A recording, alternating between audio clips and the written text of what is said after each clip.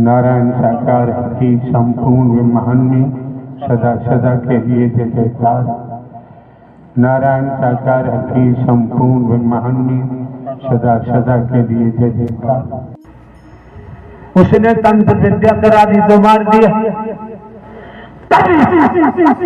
छोटा है, तुम्हारे पाप कर्म ने मारा है, तुम्हारे पाप ने मारा है। इस जगत में किसी की ताकत नहीं कोई किसी को मार सके। सत्य का साथ करते हैं क्यों? जब सुनते नहीं समझते नहीं तो आने की जरूरत नहीं। पाप पीछा नहीं छोड़ता है।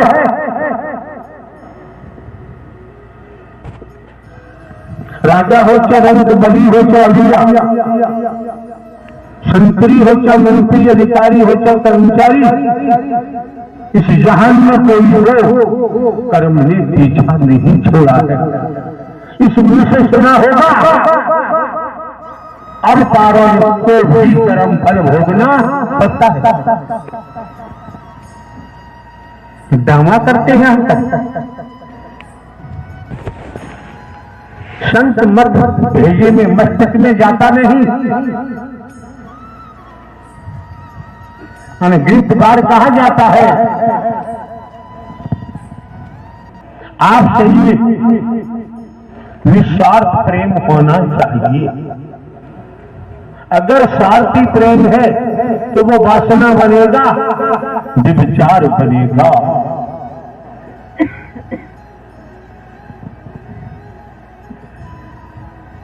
कोई कार्य है जब तक उसे नियमानुसार कार्य को नहीं किया जाएगा तब तक उसका परिणाम शुद्ध आने वाला नहीं। कोई सा काम देख लीजिए, स्टूडेंट देखे कॉलेज, किसान देखे, व्यापारी देखे, नौकरी वाला देखे, परमात्मा दास पूछे मिल जाते हैं। और पेट में बैठे हैं जो सुना जाता है, जो पढ़ाया गया है हमारे अंदर बैठे हैं। तो बैठा हुआ अंदर वह घूस लेता है, रिश्वत चाहिए उसे।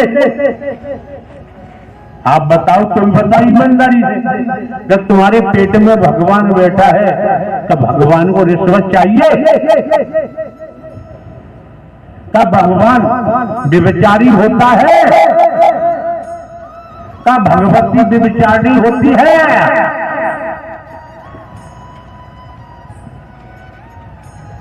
का भगवान का ब्रह्मांड में कोई दुश्मन है? कोई दोस्त है?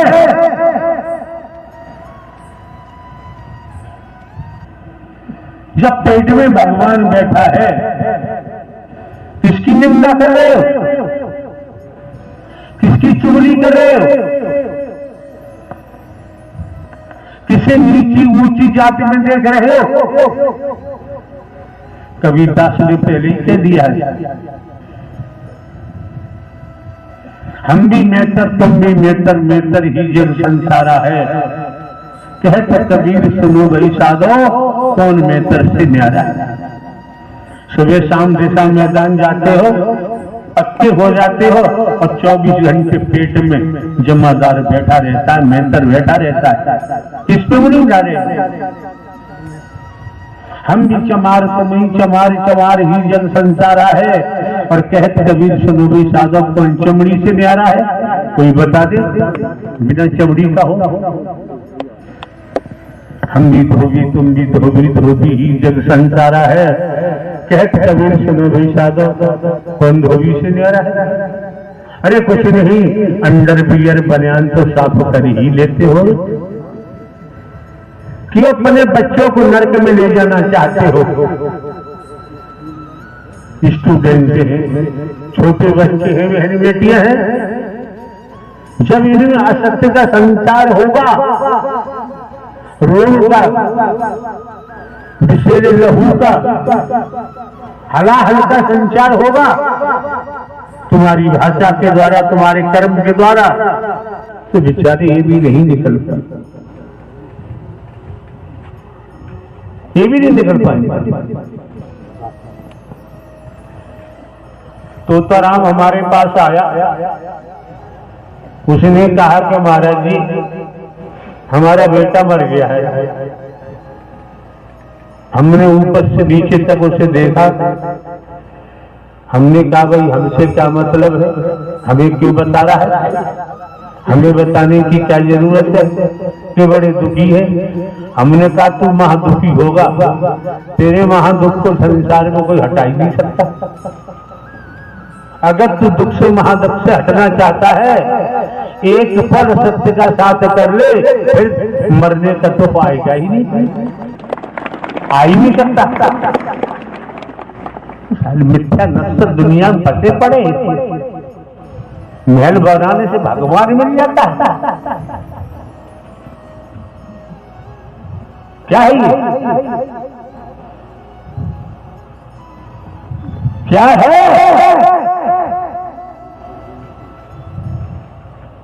गए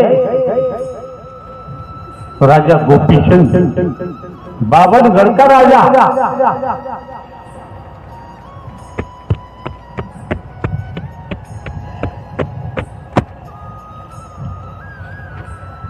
एक चोर भाग किसी के यहां चोरी हो गई, चोरों का पीछा करते हुए पुलिस भाग रही है। घनी जंगल की झाड़ियों से चोर भाग रहे हैं, पुलिस पीछा कर रही है। एक एक शब्द को सुनो, अन्यथा यहां मत आओ। भीड़ लगाने में हमें देर नहीं लगती है, हमें किसी से पीछा प्रसाद थोड़ी कराया। पावर लेके आए हैं, पावर लेके बैठे हैं, पावर से चलते हैं, किसी को भी सुनाते दिखाते नहीं कि पहली बार कहा जा रहा है।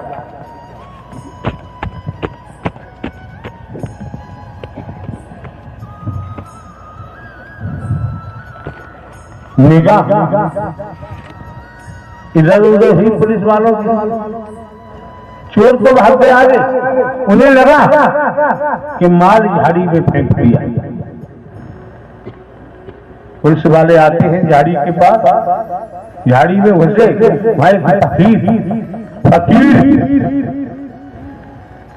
ध्यान में बैठा हुआ था परमात्मा को। पुलिस वालों ने वो पोटली उठाई जिसमें माल बंधा हुआ था और फकीर को पकड़ दिया, लेके चल दिए। कोई कर्म रहा होगा फकीर का, दुष्कर्म रहा होगा, क्या होता? ले जाकर राजा के दरबार में पेश किया, माल दिखाया मंत्री ने। राजा तो इससे ये माल पकड़ा गया है। सब बड़े अकड़ वाले बैठे हैं ना, जिसको देखो बड़े बुद्धिमान बैठे हैं, बहुत बहुत बुद्धिमान बैठे हैं।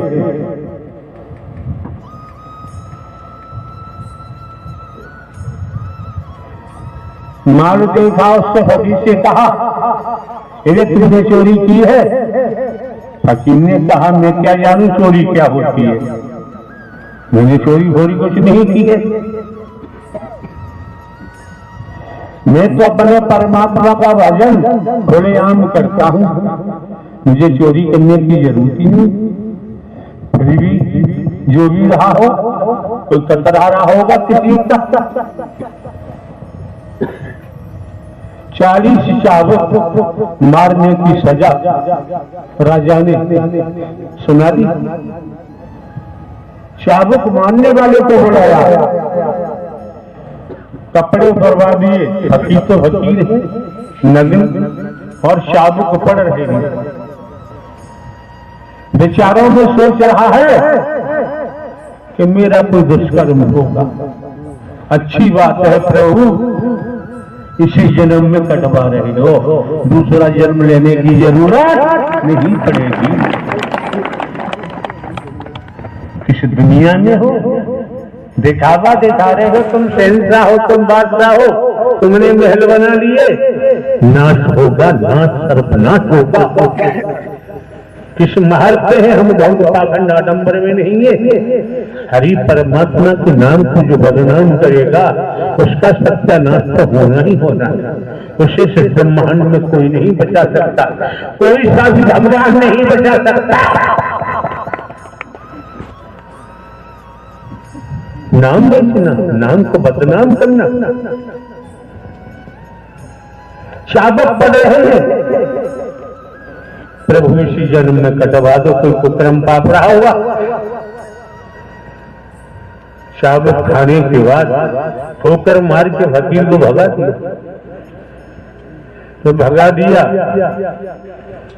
जब उसी झाड़ी में पहुंचा,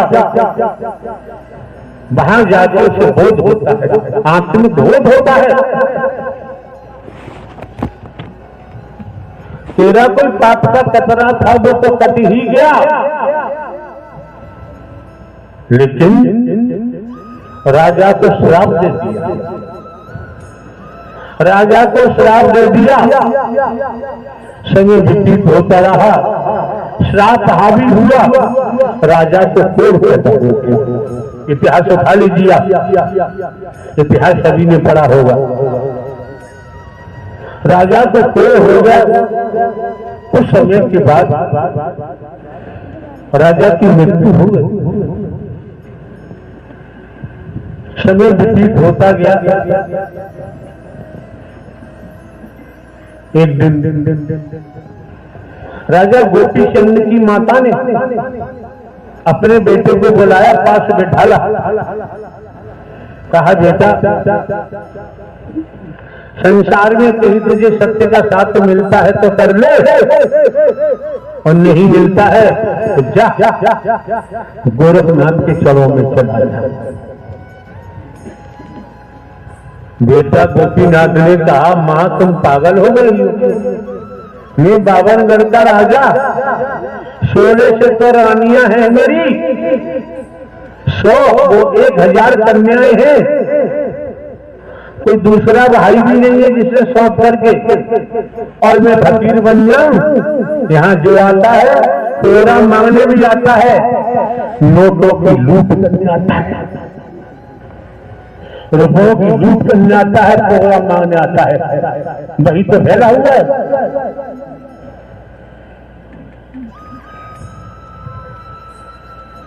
गोपी चंद की मां ने कहा, मैं कहती हूँ योग धारण कर।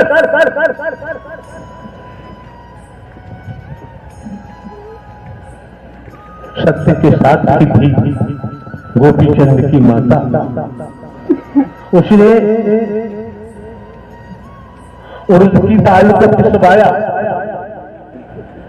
उड़द की दाल को पिसवा कर और गोपी चंद का पुतला बनवाया। जब गोपी चंद का पुतला बनवाया, जब सूख गया, तब माता ने कहा, गोपी चंद की माता ने, इस पुतले को ले जा और फकीर झाड़ी में बैठा हुआ है, उसने शराब दिया है, वो शराब पूरा होगा, शराब दिया है, पूरे परिवार का नाश होगा, सत्यानाश होगा। तो रुपया पैसा लेकर के किसकी आत्मा को दुखी कर रहा है? किसको दुखी कर रही हो? कौन से कोने में परमात्मा रहता है, कौन सी दुनिया में रहता है? कहा अपने पुतला में तेरा, मैंने जो उड़द की दाल का पुतला बनाया है, इसे ले जाकर, इस समय समाधि में है फकीर, आंखें बंद है, कुछ दूरी पर अपने पैर मिट्टी में गाड़ देना, पुतला खड़ा हो जाएगा और तू छिप जाना दूसरी साइड में। मां रास्ता बता रही है, गोपी चंद को क्या पता? पुतला ले जाता है अपना, जहां फकीर बैठा हुआ समाधि में, वहीं पैर दबा दिए जिससे खड़ा रहे, और गोपी चंद साइड में हो गया। जैसे ही समाधि टूटी गोपी जैसी समाधि टूटी फकीर की और सीधे निगाह पुतला पे पड़ी। जैसी आंखों में से अग्नि निकली और पुतला जल के राख हो गया। क्या हमको बेवकूफ समझ रहे हैं आप लोग? जमीन जायदाद तमाम परिवार तो आप किसी से हमारा मतलब ही नहीं है, कोई लेने देने नहीं है। कहाँ नौकरी 14-15 वर्ष पहले इंटेलिजेंस उपयोग गजब की नौकरी। बेवकूफ समझ रहे हैं आप लोग? हम इंसानियत से रहते हैं, इंसानियत से बात करते हैं। और ज्यादा गड़बड़ करोगे तो इसमें से भी आग फूटेगी, बता दीजिए। हम किसी को सुखी करना नहीं चाहते। हमारे पास आकर गंदी सियासत कोई मत करना, हमको बर्दाश्त नहीं। हमने बातचीत की, प्रवास पर भी हमारे पास जाने की जरूरत नहीं। हमें कोई धन दौलत की आवश्यकता नहीं, कंचन कामनी से हमारा मतलब नहीं, हमारा किसी से संबंध नहीं। बहुत झेल लिया, बहुत झेल लिया। इस समय बैठे 566 शुगर है, अभी सुबह लगवाई। फोन धाड़ लेगा, आईसीयू में एडमिट होगा, मर जाएगा, चला जाएगा साहब। हमारी थोड़ी है तो भूबंडर आता है, तब तक झेलेंगे। कितनी बार कहा है कि लाखों बीमारियां हमको हर समय लगी रहती है। अब बताओ हम कैसे झेलते होंगे? तो जैसे ही समाधि टूटी और पुतला देखा, तुरंत स्मरण तो राजा का बेटा। फिर देखा इसकी माता सत्य के साथ थी, सदियां दे दिया। उसने अपने कुंबे को नाश कराने से बचा लिया। जैसी आग खड़ी पुतला जला, तुरंत गोपी चंदा के लेट जाता है। लेट जाता है तो हकीम ने कहा कि तेरी माता ने तुझे बचा लिया, परिवार को बचा लिया, मैंने श्राप दिया था। पता है कौन कौन किसके श्रापित होकर दुनिया में चल रहा है? वही मेरे सामने आते हैं। बेटा मरे, बेटी मरे, पति मरे, पत्नी मरे, नंगा हो, भुखमंगा हो, भिखारी हो, कीड़ा मकोड़ा बने, सांप बिच्छू छिपकली बने, कदम पीछा छोड़ता नहीं है। मानो मत मानो, हम मनवा दे दोगी। ये प्रोग्राम देना पड़ा, ईपी में हम आने को तैयारी नहीं। संसार पड़ा है हमारे लिए। बच गया, लौट के आता है अपने माता के चरणों में लेटा। मां ने कहा हरि ने बचा दिया, कदम पीछा नहीं छोड़ता है। क्या कहा माता ने? तेरा पिता, तेरे पिताश्री जवान थे और मैं देख बड़ा, मैं जवानी में विधवा हो गई। बहुत सुंदर थे, फिर भी रोजाना चंदन का उपचार कराते थे, कच्चे दूध से स्नान करते थे, तेल फुलेल छिड़के जाते थे। नौजवान बालाएं सेवा करती थी, मर गई, मैं विधवा हो गई।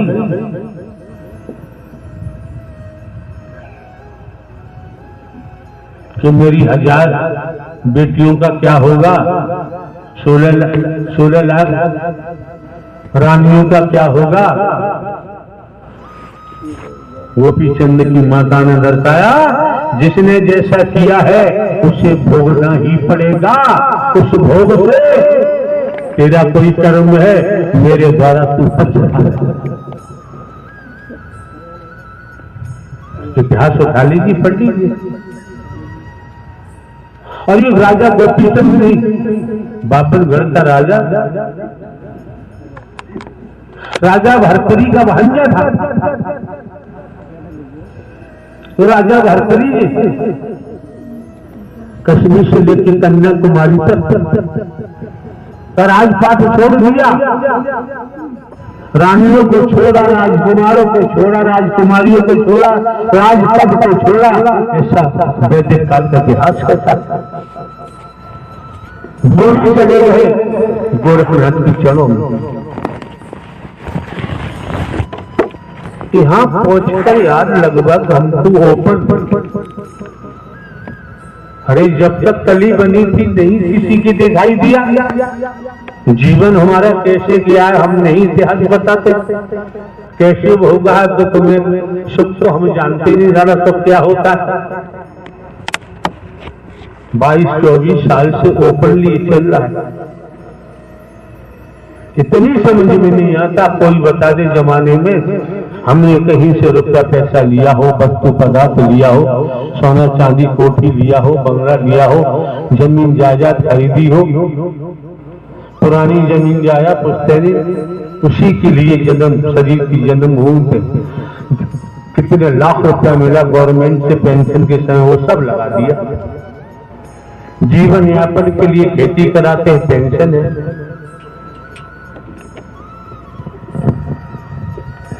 समझ लेना चाहिए किसको बदनाम करोगे, तुम्हारा सत्यानाश कभी हो जाएगा। महल बनाने से अगर कल्याण होता तो लंकापति रावण का वध नहीं होता। महल बनाने से कल्याण होता, राजा बनने से कल्याण होता।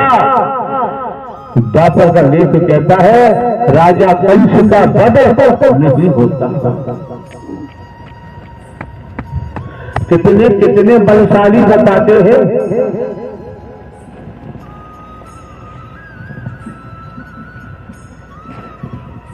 लंकापति रावण का बेटा मेघनाद इंद्रजीत कहा जाता है। कितना बलशाली था,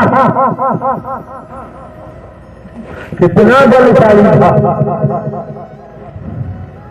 लंकापति रावण, कितना बलशाली था। वैदिक काल का इतिहास, त्रेता का इतिहास बताता है। लेकिन कर्म ने पीछा नहीं छोड़ा। मेघनाथ का भी वध हुआ। मेघनाथ की पत्नी कहती है चरित्र क्या होता है, सतत्व क्या होता है। लेख के मुताबिक मेघनाथ की धर्मपत्नी क्या कहती है, तुम भले ही शेषनाग अवतार कहे जाते हो, मेरे पति का वध करना तुम्हारे बस की बात नहीं। क्यों मैं शादी होकर आई, अपनी बाजू पर अपने पति मेघनाथ का सर रखती थी, तब सुलाती थी, और फिर भी मेरा सतत बरकरार था। मेरे सतत पर आंच नहीं आई, जब भी तो मेरा पति बलवान बनता था।